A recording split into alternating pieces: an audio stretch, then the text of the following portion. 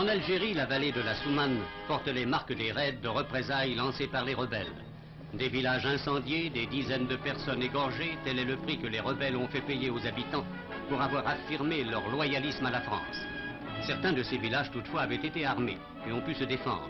Leurs groupes d'autodéfense ont reçu un drapeau français, symbole de leur fidélité et gage de la protection des troupes. Mais l'Algérie est vaste et le problème de la sécurité des villages est le problème même des effectifs. Plus ils seront nombreux, moins on pourra craindre que se reproduise la tuerie de la Soumane.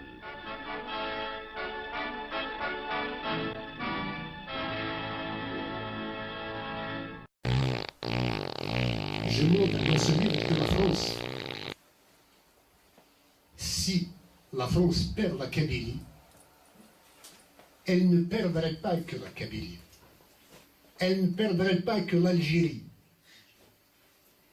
Elle perdrait toute l'Afrique du Nord, dont elle est le moteur essentiel sur le plan des idées républicaines et démocratiques.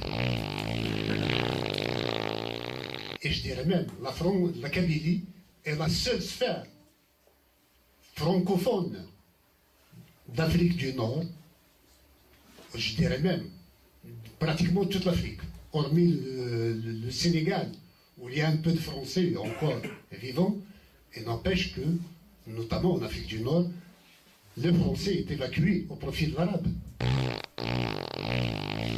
Donc, si la France veut garder un semblant ou un minimum de présence et de rayonnement culturel, il faut absolument qu'elle s'allie avec la Kabylie.